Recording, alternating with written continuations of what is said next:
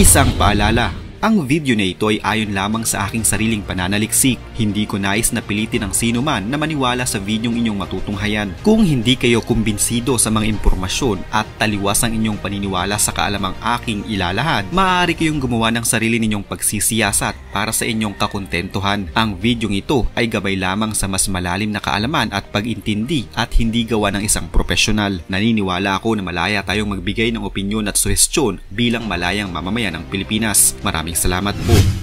Ang South China Sea ay may tuturing na pinakaabalang bahagi ng karagatan sa buong mundo. Bukod sa pinalilibutan nito ng maraming mga bansa sa Southeast Asia, daanan din ito ng maraming mga barko na nakikipagkalakalan at nagdadala ng mga produkto sa iba't ibang panig ng mundo. Maraming mga bansa ang nakikipagtalo sa pagkakaroon ng mga teritoryo sa South China Sea at kabilang na nga dito ang Pilipinas.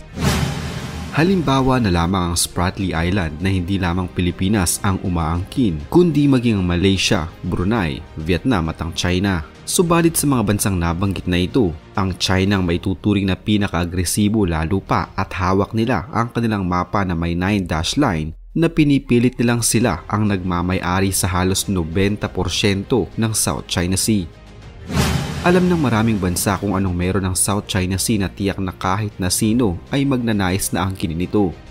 Subalit marami ang nagsasabi na Pilipinas ang may tuturing na pinakadominante at pinakamay karapatan sa West Philippine Sea. Paano nga ba itong nangyari? Una, magkaiba ang West Philippine Sea at South China Sea. Ikalawa, nasa jurisdiction ng Pilipinas ang West Philippine Sea. Ikatlo, mayroon tayong mapang magpapatunay na atin ito. At ikaapat, mas malapit ito sa Pilipinas kumpara sa China at wala ring batayan ang 9-dash line ng China.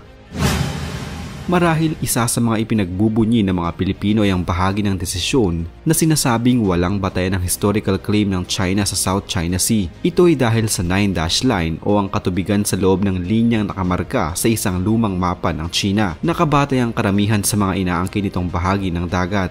Paliwanag ni Kabayan Party List Representative Harry Roque, isang eksperto sa international law, sinasabi sa ruling na hindi tugma ang historical claim ng China sa mga probisyon ng United Nations Convention on the Law of the Sea o UNCLOS. Mahalaga aniyang naipunto ng tribunal na sa pagpirma at pagratipika ng China sa UNCLOS noong 1980s ay tinalikdan na nito ang kanyang historical claim sa mga teritoryo. Walang karapatan ng China na angkinin ng mga pinagtatalunang bahagi ng South China Sea dahil sa gate nitong 9-dash line. Malinaw ng bahagi ng Exclusive Economic Zone o EEZ ng Pilipinas ang Mischief Reef, Second Tomas Shoal o Ayungin Shoal at Reed Bank o Recto Bank. Ito ay matapos sabihin ng tribunal na low tide elevation lamang ang mga ito na nasa loob ng 200 nautical miles na karagatan mula sa baybayin ng Pilipinas. Ibig sabihin, eksklusibong may karapatan ng Pilipinas sa mga likas na yaman sa bahaging ito ng dagat. Ang problema, may mga estrukturang Chino na sa isinagawang malawakang reclamation sa Mischief Reef at kahit pagkatapos ng desisyon ng International Court, may sinubok pang 2 airfields doon. Sa kabila nito, naniniwala pa rin si Chito Santa Romana, dating hepe ng ABC News Beijing Bureau, tagumpay pa rin ang bahaging ito ng desisyon. Iginit ng China ng mga isla at may sariling Exclusive Economic Zone o EEZ sa paligid ng ilang bahura sa West Philippine Sea. Pero ang sabi ng arbitration, bato lamang ang mga ito. Kabilang sa mga bahurang ito ang Govan Reef, McKinnon Reef, Johnson Reef, Cuarteron Reef at Ferry Cross Reef.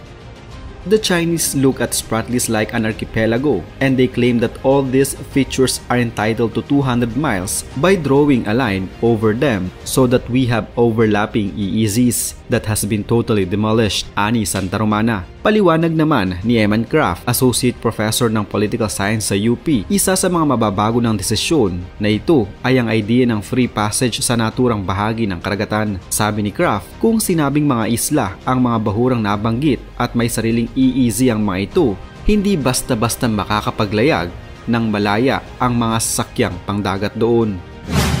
Walang isang bansang pwedeng magsabing sila lang ang pwedeng mangisda sa Scarborough Shoal na isang traditional common fishing grounds. Paliwanag ni Carpio, ito'y dahil bagaman at sakop ng EEZ ng Pilipinas ang Scarborough Shoal ay may land features ito. Sa usapin ng land territories, wala aniyang jurisdiction ng tribunal pero meron itong jurisdiction sa katubigan sa paligid nito. We asked the tribunal to rule that the Scarborough Shoal as a land territory can generate only 12 nautical mile territorial sea and not on EEZ of 200 nautical miles, ani Justice Carpio. Dahil traditional fishing grounds ang katubigan sa Scarborough Shoal, parehong maaaring mangisda ang China at Pilipinas o kahit ang ibang mga bansa dito. Gayunman, Pilipinas ang pinakamalapit na bansa sa Scarborough Shoal, isang bagay na ikinaangat ng bansa sa ibang gustong mangisda doon. Sabi ng tribunal, nakasagabal ang China sa mga aktibidad ng Pilipinas sa EEZ nito gaya ng pangingisda at pagkuha ng langis. Gayon din, nakasagabal ang mga estrukturang itinayo ng China sa artificial islands na ginawa nito sa mga bahura sa West Philippine Sea. Hindi rin umano nagawa ng China ayon sa tribunal na pigilan ng mga Chinong mangingisda at makapasok sa EEZ ng Pilipinas.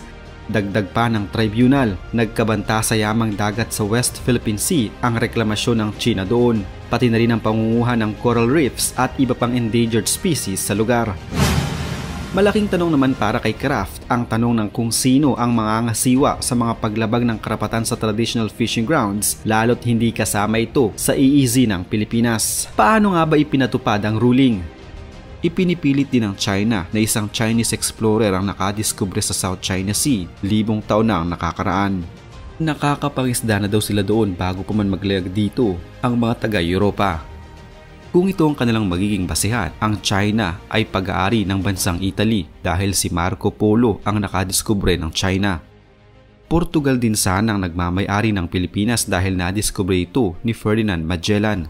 At maaaring ang buong Amerika ay pag-aari din ng Italy dahil si Christopher Columbus ang nakadiskubre nito.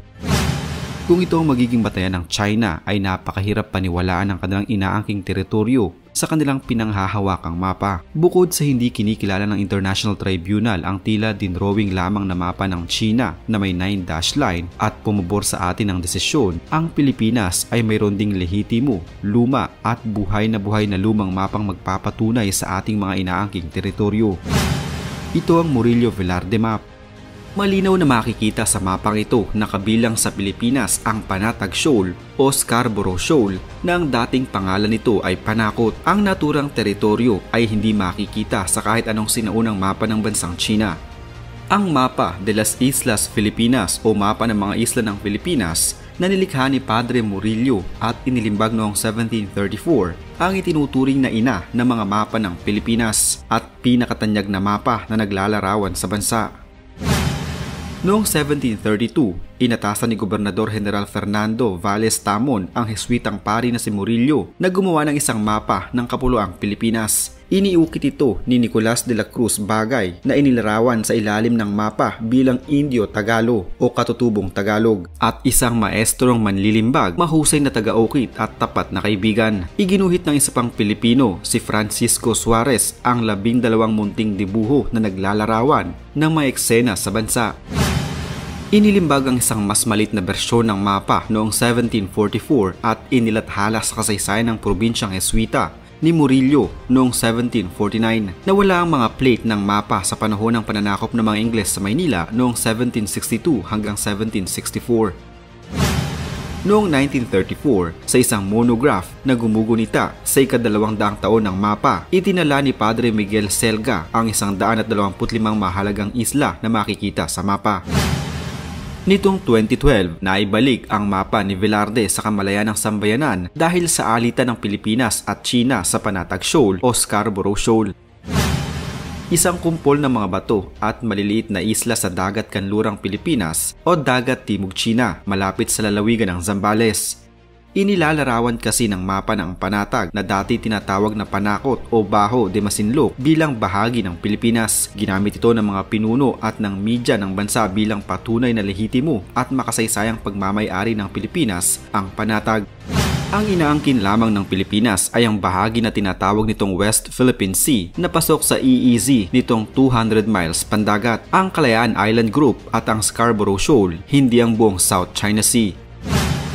Ang 1734 Velarde Bagay Map na tinaguriang Mother of all Philippine Maps ang isa sa mga ebidensyang ginamit ng Pilipinas upang maipanalo ang kaso. Nakalagay sa mapa na ito na ang Spratlys na ang tawag ay Los Bajos de Paragua sa mapa at Paragua ang dating pangalan ng Palawan at ang Scarborough Shoal na ang tawag ay Panakot sa mapa ay sakop ng ating teritoryo. Ngunit ipinakita ng mga Pilipino ang kanilang paninindigan sa bansa sa pamamagitan ng pagharap sa korte at paglalahad ng mga ebidensya kahit alam nilang delikado ang kanilang buhay dito. Ito'y dahil humantong na sa puntong pati ang mga mangingisda natin ay pinakikitaan ng mga Chinese ng hindi magandang pakikitungo kahit wala naman silang ginagawang mali.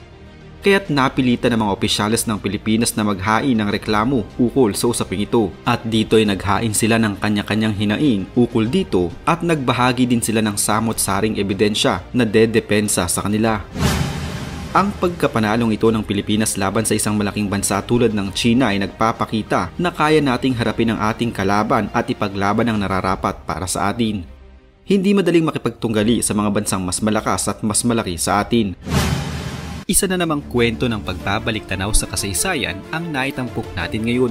Huwag kalimutang i-like ang video ito at mag-iwan ng komento sa ibaba ng mga nais nyo pang malamang kwentong kasaysayan sa Pilipinas. Mag-subscribe na din para lagi kayong updated sa mga pinakabagong video dito sa Kasaysayan Pinoy. Magandang araw po at mabuhay ang bansang Pilipinas!